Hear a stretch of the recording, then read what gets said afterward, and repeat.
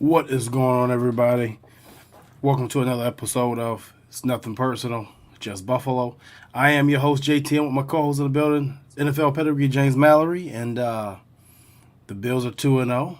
I'll be the first to say, I'll call it out right immediately. I picked Buffalo to lose this game. They proved me wrong and a lot of other people wrong. And not just winning in dominating fashion, I would say.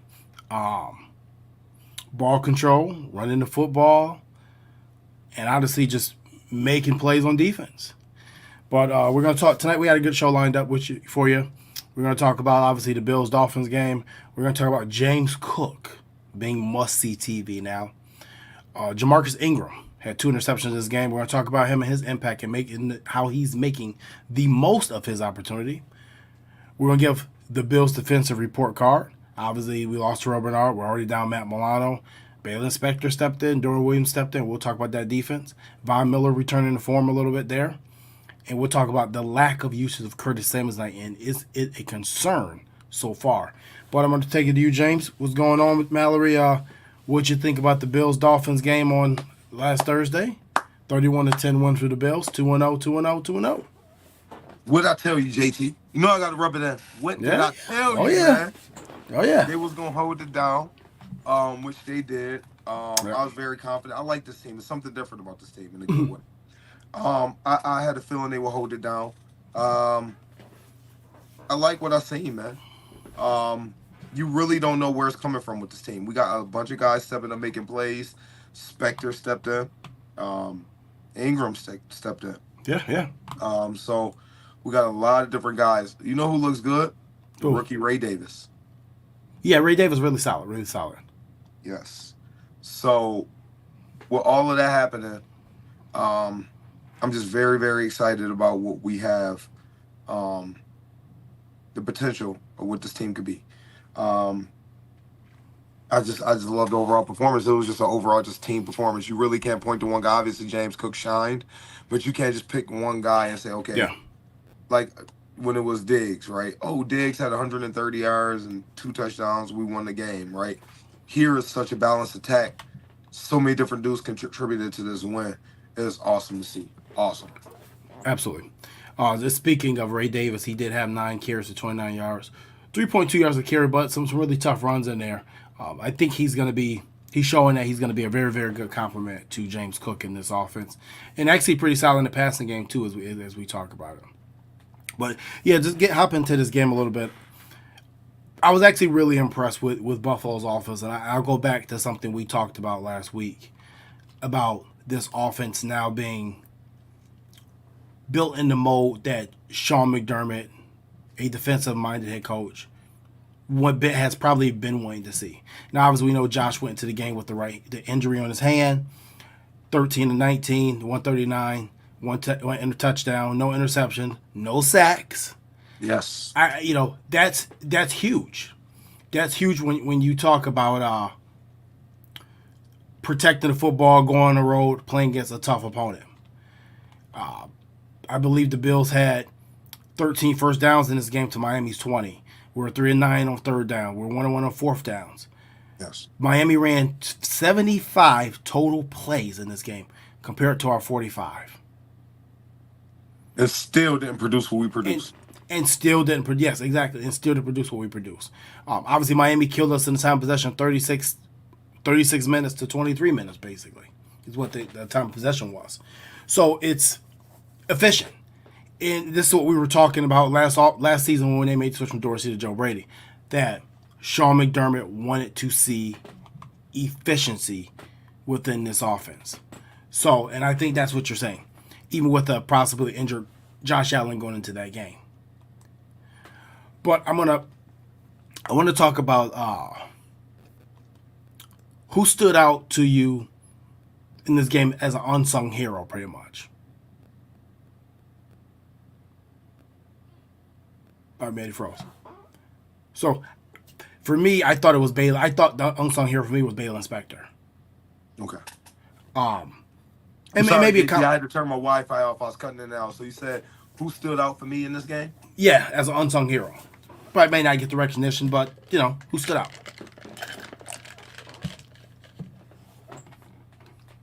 Like Spectre. Ingram is the obvious pick, right? So we That's got an easy one. We got to go with someone else. You know what? I've been tough on him.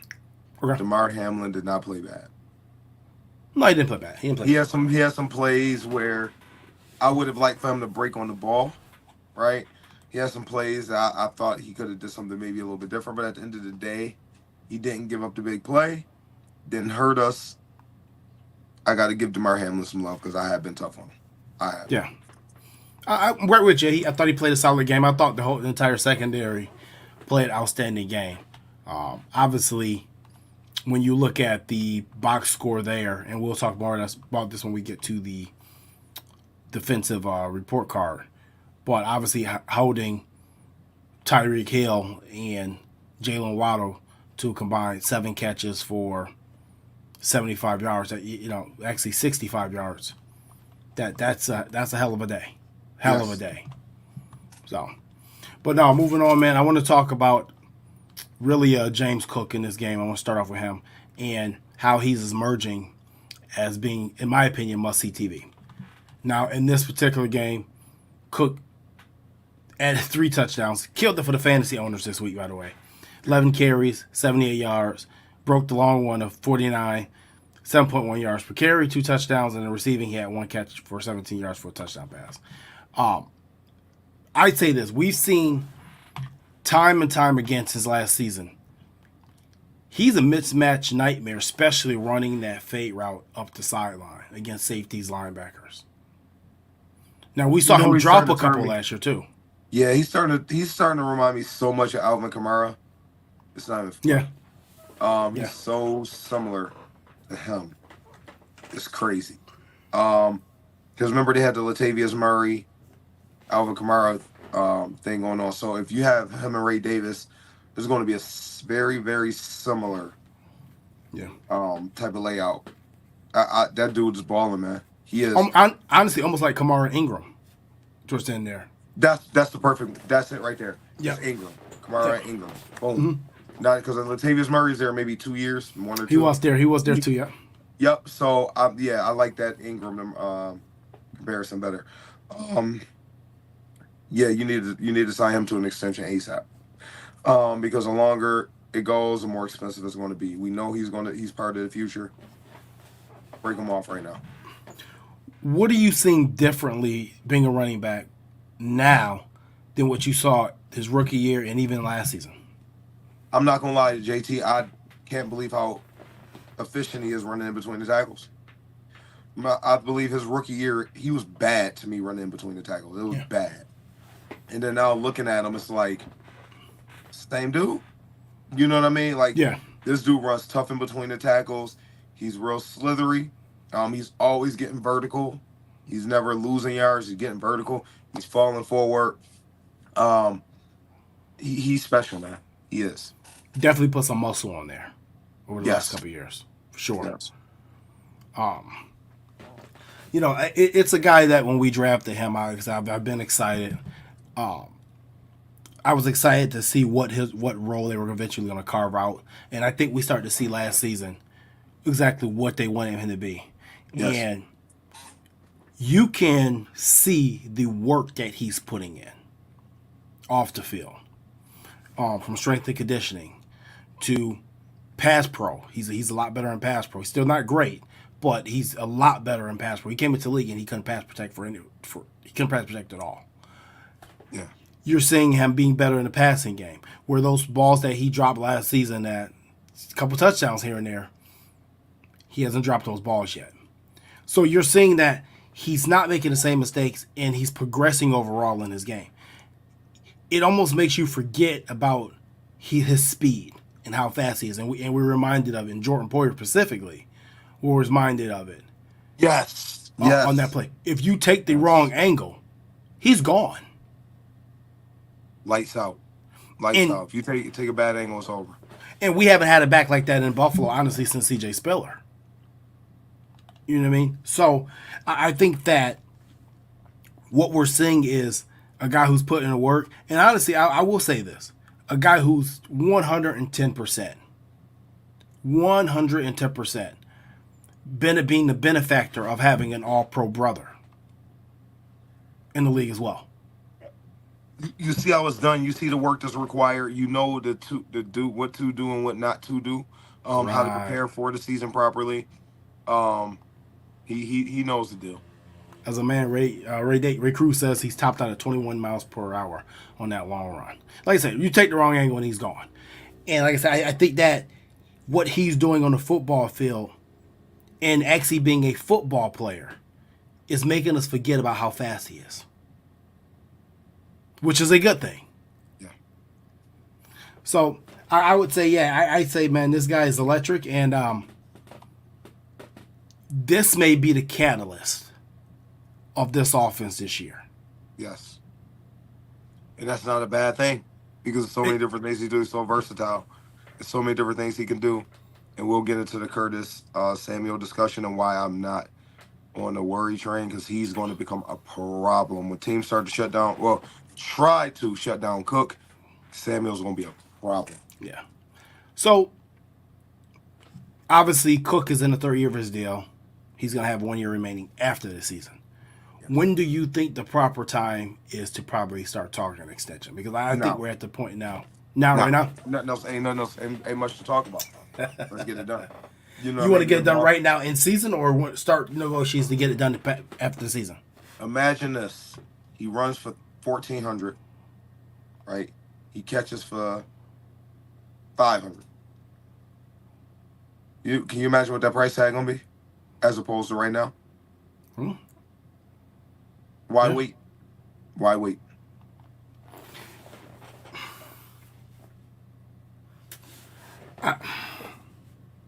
He's a part of your future. I'd say this. I wouldn't give him an extension right now, per se, because it's in season. I'm a big guy. Yeah, I'm a big guy against extensions in season if you don't have to. But what I would do, and I think that Brandon Beane has done this in the past, you get the parameter set. Get the parameter set, and you get that thing done as soon as the season's over. You know what I mean? I don't want to... obviously he's the brother of an all-pro back. So, I don't think that the pressure of the business side would affect him personally. Because he has somebody there that was there before him, and actually someone is there still doing it. As Dalvin is with the Dallas Cowboys currently. So, I would say this. I wouldn't do the extension right now, but I would get the parameter set. Like, listen, this is what you're looking for. This is what we want to give. All right, cool. Let's get this parameter set. As soon as the season's over, let's handle this. Let's put the ink to paper. Let's get it done. I'm with you. I don't think you go into that fourth season without having it. You can't. My thing is this. If you know he's part of your future right now, do it now. Yeah. Do it now. I just don't think, especially if you know what you want to give him, right? You check in with the agent. Hey, we want to give him 12/4, whatever the number is, right? Get it done. Right? Yeah. I just think you get it done. I don't even know why fool around with it. Because the only thing that's going to happen is the price tag going to go up and up and up. We know at the end of next year, at the end of the 2025 season, you are going to sign James Cook back. You're not letting him walk for free. Like, it's never going to happen. Right? Right. So, I'm going to give you a gauge, okay, of the top 10 paid running backs in the league right now. Coming in at, obviously, number one is Christian McCaffrey at $19 million a year. And he's getting 19? 19 for him. Now, if you go back to number 6, it's Joe Mixon at about 9.8, almost 9.9 million. Wait, he's getting that much? Who, Joe? Yeah. Or Christian? Yeah, Joe. Because remember, Joe's contract didn't end with Cincinnati. They traded him. Remember, they didn't cut him. Yeah, I know that, but I didn't even know he was getting that much. And comparable, DeAndre Swift is at $8 million per year, and Ramondre Stevenson's at $9 million. So knowing those numbers, and I'll give you one more number too. Josh Jacobs at number 5 in front of Mixon at $12 million. So number 5 is $12 million. Josh Jacobs, Joe Mixon goes to $9.9 million. Number 6. Where are you falling at with the contract for him? I would offer him 12 over 4. So 60 over 4. Yeah. How much guaranteed? I'll go 35. Okay. That's fair. That would place him. That would place him right at number 5 with Josh Jacobs, a little bit under Saquon Barkley at number 4. I think that's fair. It's fair enough. It's fair enough. Yeah. So, like I said, I'm with you. I don't know about getting the deal done right now. Personally, I mean, if you want to. I just think if you went to him right there and you say, hey, we want to do $12 million a year at the end of this season, I don't think he have a problem waiting if he knows that the deal's going to be there. Yeah. Because it's be bad business to take it back if anything should happen anyway. So, like I said, I'm with you. I just wouldn't do it right now this second. But at the end of the season, that's the first thing on my priority list. Is getting him signed up to an extension. And yeah, I probably do 4 years. Most deals are going 4 years right now anyway, sometimes 3. With this guy, I would go 4. Yep. So, but yeah, so far this season 2, James Cook has, just want to give some numbers here. James Cook, I do have his numbers here for you. He has 149 yards rushing. He's averaging 5 yards to carry and averaging 74.5 yards receiving. 74.5 yards a game. So he's right on pace to go over 1,000 again this year. But moving on, I want to talk about the impact of Jamarcus Ingram and how he is making the most of his opportunity. Now, we saw him make a big play versus Arizona week 1, knocking that ball away. I think it was from, I forgot who the ball on the sideline was thrown to. It was a 4th down play or 3rd down, I believe. Oh, shoot. Yeah, he made that big play towards the end of the game. That was a 4th down. It was a 4th down play. There's a name. So, it was a receiver with a name, too. Shoot. Yeah. That's okay. So he made that play. He had 10 snaps last week. Now this week, he continues that up with 2 interceptions. Being right place, right time on the tip ball. Like I said, they don't care how you get it as long as you got it, right? And then the second interception, Tua trying to attempt to throw the ball away. It didn't quite make it. He picks it off, takes it for a touchdown. So, that being said, this is a guy who's been on our practice squad. Was it 2 years now? Yeah, 2 or 3 years, yeah. Yeah, for UDFA. Came from the University of Buffalo. He gets in there. Mind you, he's playing, and I did go back. I know we had a question, was he playing in the slot where he lined up at? He took 22 or 29 snaps last week. 22 were in the nickel. Yep. So, equivalently, he's the replacement for Teron Johnson. And I know we were asking last week, too, where did he cover that ball from on that sideline? It was from the slot. Yep, I said that, too. Yeah, it was from the Remember, slot. you was like, no, it was outside. I was like, nah, it was a slot. Yeah. Yep. So, this is the guy who they raved about in camp, said he had a good camp. And mind you, every single season we hear, this guy's having a great camp. They're looking good. They're having a good preseason. And then they do nothing in the regular season. Yep. Or they don't even make the team. We never hear from Williams. him again. Yeah, Duke Williams. Equivalently. So, I think that he's making most of our opportunity. Obviously, 2 interceptions. And, mind you, he's playing over Kyrie Elam. I still think Kyler Elam is the first boundary guy. He is, but just saying, Jamarcus Ingram, didn't he play a little bit of boundary last year for us, too, when we had injuries? He did. What do you think about Ingram and his impact so far, and what he's doing? Man, it's special. It shows the development of this staff. This staff and their ability to develop players, you have to take your hat off to them, right? Because they're developing these guys. Like, you getting dudes that's coming in here that's low draft picks, undrafted free agents, and they're producing, right? Like look at Benford, right? Matt Milano, Spectre. These are all guys that's coming in and producing. Ingram as low picks, right? Cam Lewis. These guys are all producing. They weren't high picks. We're not talking first, second, third round picks. We're talking about guys who were lower picks. Um, and he's making the most of his opportunity, man. He's stepping up. He's making big plays. The reps he's getting right now are going to be so valuable down the road when Taron Johnson's back. Now you got a guy, Ingram, who's going back to the bench, who has some valuable snaps, right? So God forbid, if Taron Johnson does go down again, I don't think we blink. You get what I'm saying? Right. Do you realize right now, currently, we don't have not one first-round pick starting our secondary? Yes. Yes. You have not one. Not one. I think Taylor Rapp is the highest, and he was a second-round pick.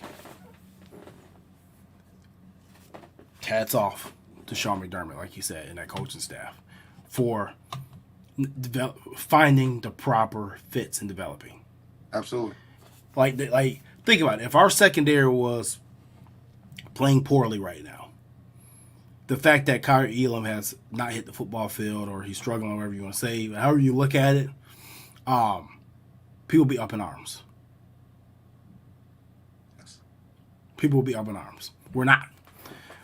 So I'd say this about Ingram. I'm happy to see it. I'm really happy to see it. I think that, especially too, over the last couple of years, we've consistently lost Taron Johnson for multiple games this season. Yes. And this is the first time that I can say I'm probably pretty confident in having a replacement for him. 100%. I don't disagree with you there, JT, at all. It's obviously a bonus having him on the field, but the way he plays, he's going to miss games. But man, this dude is playing lights out, man. Yeah. He's playing lights out. So we'll see. I mean, we'll see more next week. Obviously, they have Jacksonville, so you're going to have Brian Thomas Jr., you're going to have Gabe Davis, you're going to have Christian Kirk. Yep. So that's going to be an interesting matchup. But hats off to Jamarcus Ingram, having 2 interceptions in that game and 1 for the pick 6. I want to go straight to the defense as a whole right now. And I want to give a grade to the defense for this Miami Dolphin game. If you gave them a grade as a total unit, what would you give them for this football game? Ooh, against this explosive Miami offense, and that's even before Tua got hurt. You can't use that as an excuse. They were doing nothing to that point.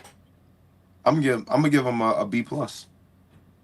Okay. If that, I'm up in the air with A minus. Is that what you're giving them? Yeah, what you thinking? I'm thinking if I want to give them an A minus.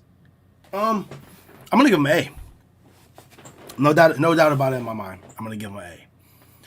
If you would have told me that the Bills would have Damar Hamlin at free safety, Dorian Williams starting at linebacker, have Terrell Bernard go out early in the game and Baylon Spector manning your middle of your line, your linebacking core, and you would hold the mighty, powerful Miami Dolphins offense to a lowly 351 yards on 75 plays, which totals 4.7 yards per play. Okay? I'd say you're lying. Yeah. I'd say you're lying. No way in hell, not a chance. You're lying. But this is the actual story.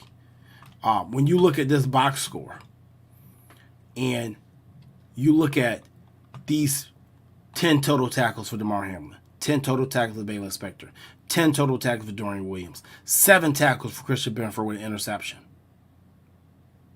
and 10 tackles for loss in this game by this defense. That you can't do it. I don't know what else to tell you. I don't know what else you could do with having the people missing that we have missing. No Matt Milano, no Taron Johnson, no Terrell Bernard. Then when you think about it, it's crazy.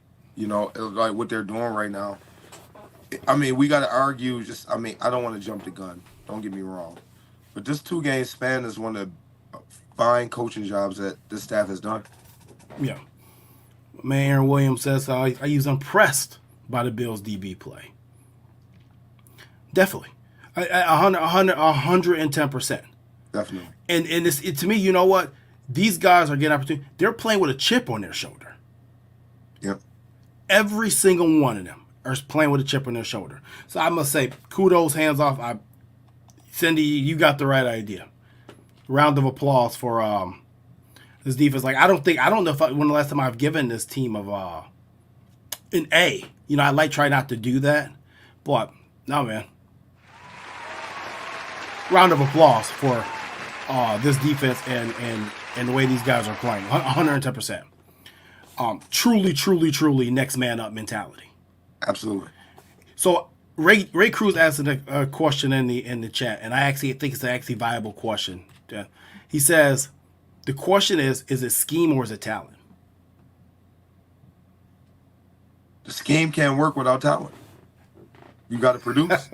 You got to produce, right? Yeah. Like Ingram got to make that play on the ball against Arizona. And he could have been in the right place at the perfect scheme for it.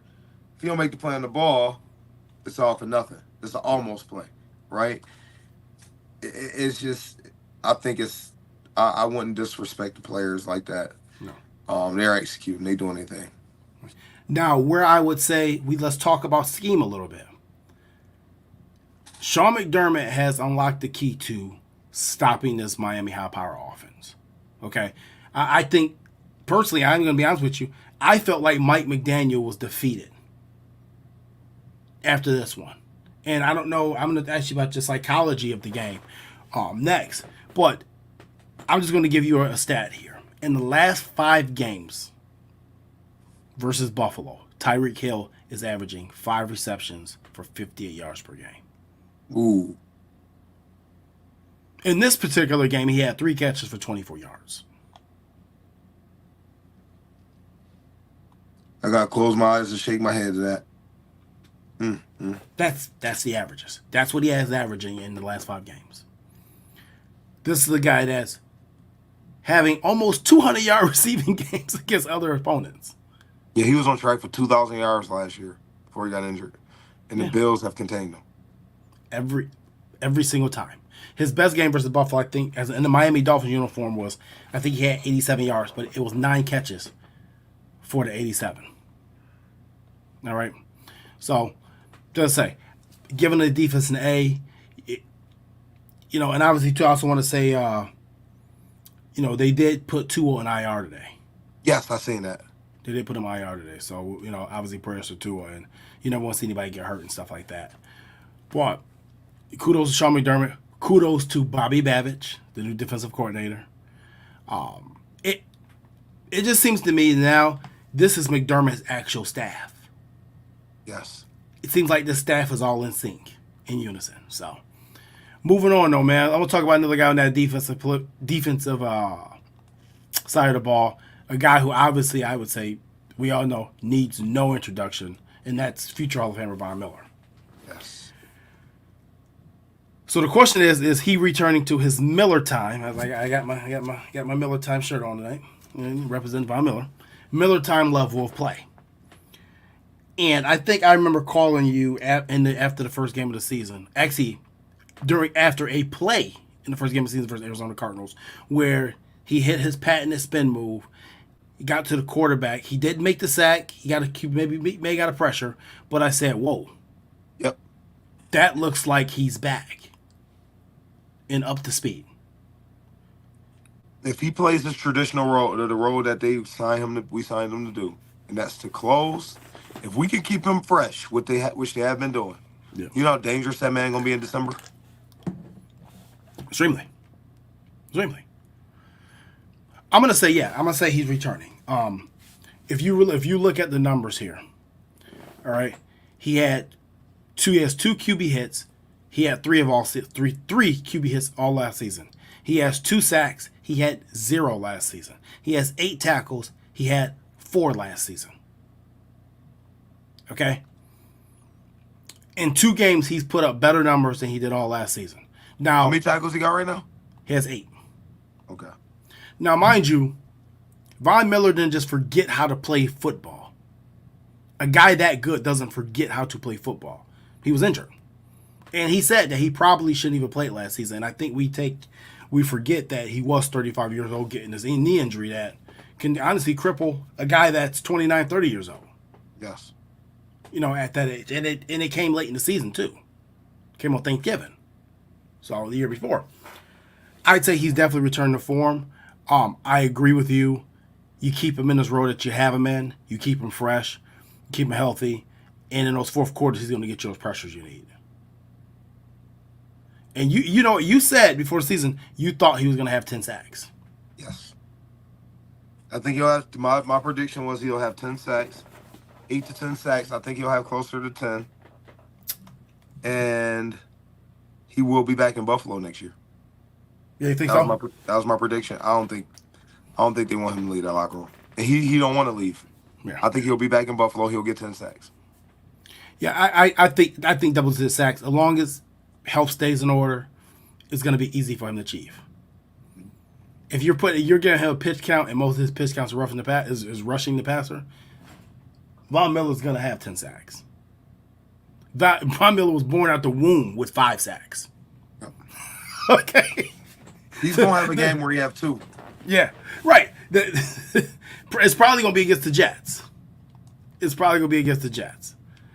So, but no, man. I would say this, man. As you get a shout out there from Andrew here. Thanks, man. Greatly appreciate it. Seriously, thank you, Andrew. I think he gets double-digit sacks. I think Greg Rousseau is going to get double-digit sacks as well this year. And I think Epinesa, I think he's going to get going probably towards the middle of the second half of the season. He'll round you out with 6 or 7. Yep. But that trio of pass rushers is probably the best trio of pass rushers and defensive ends that we had since Sean McDermott has been here. And we haven't even got to the point where we've seen Dwayne Smoot. And the guy that I'm really, really high on, Von Solomon, who's still injured. That's the fourth. That's going to be the best. If he's going to be active on game days, that's going to be the best 4th or 5th pass rusher in this platoon that we've had since Sean McDermott has been here. 110%. Yes. And then it's going to get dangerous. And Oliver get going. Yeah. So I'd say unequivocally, Von Miller is turning to Miller time for him. But moving on, I want to talk about there's been a little bit of cause for concern here with the usage of Curtis Samuels. Since he's been here in Buffalo for the 2 games he's been here. It's not much. It's a very, very small sample size. But I will say this. Obviously, when a guy gets paid and he comes to a new team, people are going to be looking for production immediately. Yes. This is a guy this is a Brandon Beane guy. This is specifically a Joe Brady guy. And so far in 2024, and through 2 games, he has 4 targets, 3 receptions for 18 yards, and no carries yet. Turf toe injury as well. Not sure if that's healed yet. May not heal all season. We know how those things work, the turf toes. But is his usage a cause for concern, James? No. In your opinion. Okay. No. There's going to be situations where we got Khalil Shakir is going for 3-4 games. Then Curtis Samuel balling for 3 or 4 games. Then teams going to game plan for him. We already talked about like how this unit, it won't be just one guy dominating, right? There's going to be a group effort. He's going to have his time to shine, and I think he's going to be a real problem when teams focus in on stopping James Cook. I think he's going to eat at that time. I think that's when he's really going to eat and really shine. I love having him on the field because he's a threat. So my main thing is keeping him healthy. You know what I'm saying? So I'm good with it right now. It's not zero concern for me. 0. Yeah. All right. I would say this. It's a little bit concerning for me. It's not concerning from his place because, like I said, I know he's dealing with the turf toe. I don't think he's fully healed from that personally. I would say it's concerning from a play calling standpoint. you got to have 4 or 5 things drawn up for this guy coming into each game, in my opinion. Okay? Yes. It's the same thing I said about Duncan K week 1. Week 2, we saw some things that were obviously drawn up for him. You got to do the same thing for Curtis Samuel. The other thing is, we always have to talk money. Whenever we talk football, we got to talk money. You brought him in for 3 years, $24 million and $14 million guaranteed. If you're unable to get him the football, that means that you have 2 people now on this offense making a combined $24 to $25 million combined a season who you cannot get the football to. That's the part for me that would be concerning. You know why? You know why you got to give him a pass this last game? Because of the way the flow of the game went. It'd be different if it was a shootout, right? Like we was kicking. That was. You get what I'm saying? Like the flow of that game wasn't a typical. It wasn't like a shootout or anything like that. So I think that's where Josh threw the ball 22 times or something like that. 19. Yeah, I was gonna say if that. So 19 targets, 19 throws. That's why I'm saying there's no concern there. That was just an oddball game. We whooped them. The plan changes a little bit when you up like that. So out of 19 targets, 5 to Shakir, 2 to Ty Johnson, 4 to Kincaid, 1 to Cook, 2 to Samuels, 1 to Hollins, 1 to Valdez-Scantling, 1 to Keon Coleman, 1 to Gray Davis. Obviously, there's not much, but I just feel like as a play caller, you have to have at least three plays in your script for that game that gets him the ball. I think we had this conversation probably week 5 or 6. Yeah. If that's still happening. But this game, I think you got to scrap it because of the way things went. Like we start getting at them dudes quick, so I think that kind of changes things a little bit. Yeah, to play devil's advocate. Maybe it's like, all right, if we don't need to give him the touch, don't give him the touches because his turf toe still acting up. Yeah, that's what I said. I'd rather for us, the people say, oh, we're not using him right, and he's healthy in December. Then all of a sudden he emerges, as opposed to use him now. He gets hurt on some fluke stuff. Right. Bang the toe up some more. I don't know. I think I would say the other concerning part of it is that, and maybe in the back of my conscience, this is what's bothering me. If we've seen other people come here that were supposed to be offensive weapons and we had no clue how to use them. Yeah. I don't want to go down that rabbit hole, but because obviously we're paying. Let me ask you this, JT. If we go 13-4. He finished the season with 50 catches. Will you care?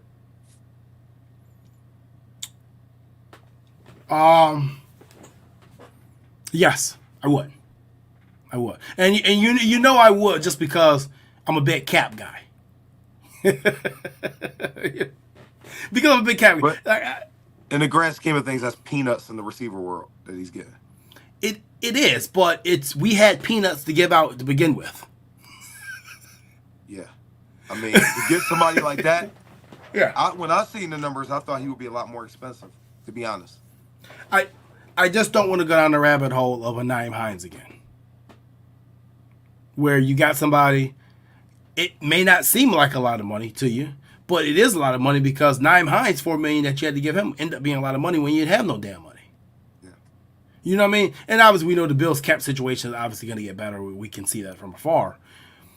But just saying, for me, being a cap guy, it's not a huge concern right now, but I think Brady, you got to get a guy like him involved early. I like to see him get a touch, at least one, maybe even 2 touches, the first 2 series of a game. Yeah, I think you'll start seeing him more on jet sweeps and sweeps in general. Yeah. He'll be getting the ball. Yeah, just let the defense know, hey, I'm Curtis Samuel, don't forget about me, I'm here.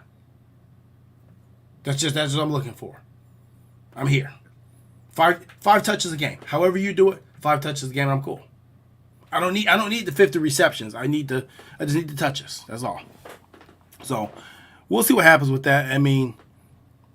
We'll see if it's health, if it's scheme. But once again, like I said, this is a guy who had the best year of his career under Joe Brady. So I expected him to come in really, really hot here. But not that, but What else did you see from this game? I mean, I thought special teams played well. Defense played well. Offense I think didn't. I think it was just to summarize it. It's not a whole lot more to talk about. We just kicked their ass. It's just that simple. We lined up, we played football, and we whooped their behind. Basically. I kind of felt bad for Poyer on that one. You see Yeah. why he was let go from here, right? It's Yeah. just he can play.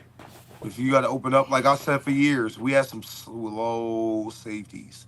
Like them dudes were good players, but they were slow. For the last two they were. They were slow, and But it's like they can play well, within the box. But you start stretching, open that thing out. Yeah, nah.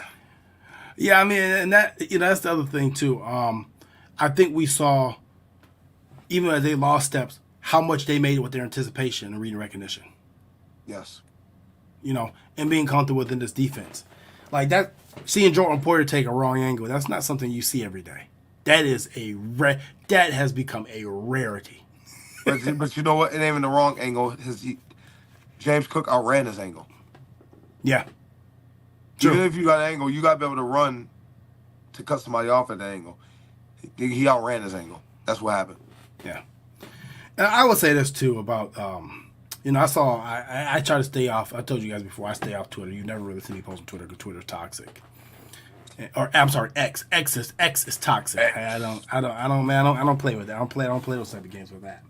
But I'd say this: seeing Bills Mafia kind of razz Jordan Poyer a little bit, razz Rachel Bush. Hey man, to me, like, stop it. Just stop it. There's nothing to rub in Jordan Poyer's face. He gave you the best years of his career right here in Buffalo. Yes. If this team eventually wins a Super Bowl in the next 2-3 years, he will be a catalyst of that, even though he's not in this uniform. Mm-hmm. Don't do that. Don't do that. Please don't do that. That's no. There's certain players that when it becomes a business, they have to go other uniforms. You leave the hell alone. You treat them with respect no matter what. Jordan Poyer to me is he's one of those guys. You treat him with respect no matter what. Being able to put Taylor Rapp, be able to put DeMar Hamlin, be able to go out there and play this defense with Balen Spector and Dorian Williams, not a chance in hell if Jordan Poyer is not here in his uniform for the years that he was here for. And Micah Hyde and guys like that. Instilling that culture. So Don't do that. Cut it out. Cut it out. On that, man, I mean, any final thoughts? I'm not going to really touch too much on Jacksonville yet. It's a Monday night game. Maybe we'll do something later this week. Yes. But any final thoughts of just the AFC East as a whole right now, maybe? AFC East look bad the first two games. Yeah. Like the Bills are by far the best team. All in all, I love the team ball that's being played. Everybody is playing their role. And right now, I hope, knock on wood, Stephon Diggs look like addition by subtraction. The team looks better without him. It really does. It really, really does. And I like Stephon Diggs. I'm a Stephon Diggs fan, but the team looks better without him. They really do. We do have some weapons out there. Guys that can play, man. You giving them a chance. Think about it. There's certain targets you're taking away from Shakir. You're taking away from Hollis or Cook in the past because you have to get Stephon Diggs his touches, right? And it's very interesting how it's playing out. Very interesting. We'll see. Come on, season ago, though. Long season ago. Well, like I said, we needed to win this game. I said last week, like I didn't think we were going to win it, but we needed to win it just because the schedule is coming up. Mind you, great first two wins. I still consider the first 2 weeks NFL season preseason. I think the real season starts now. Yeah. Week 3, week 4, that's when the real NFL season starts. Everybody should be locked in at that point in time. Other than that, man, Bills played great. Not like you said. You said you said it perfectly. You said it perfectly earlier, James. The Bills went in there. They pretty much kicked their ass. That's all they really talk about. Yep, that's it. They gave them that work. Yeah. So, Any final thoughts? That's it. Nope. I like what I'm seeing, man. I'm very excited to see what we put on the field Monday night. Hey, go Bills. And Malik, we seen you shout us out, Malik. Appreciate you. Yeah. He came and showed some love to the vets this weekend. Oh, did he? Came out there? Yes, sir.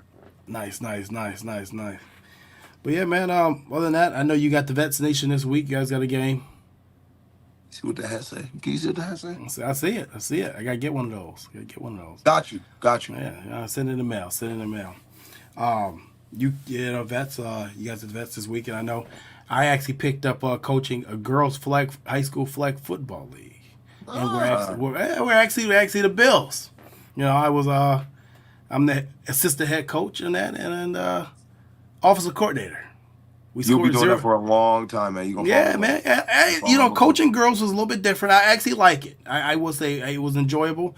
As I said, I am the assistant head coach in OC. We scored 0 points this week, so I'm gonna take that one on the chin.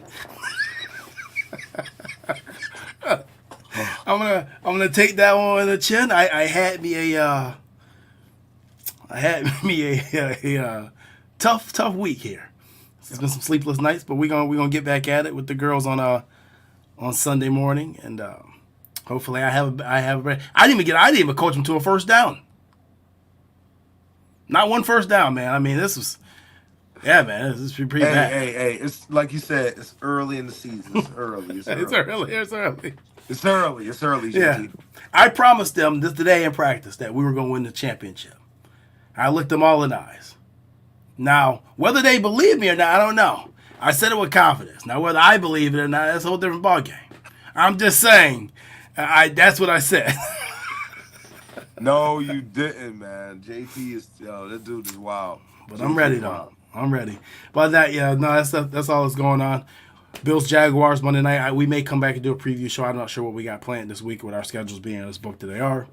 But other than that, man, I got nothing left. Go Bills, 2-0. Enjoy it. Playing efficient football on offense. Playing overachieving on defense. Gotta love it. But always, thank you guys for tuning in. Thank you for joining us. Cindy, hey, great to see you back. Thank you. My guy Jeff Gonzalez is in here, our in-house Titan fan. He's always showing love, even though he's a Titans fan. I love having him back on the show. You already gave a shout out to Bando there. Ray Cruz, my guy, always here.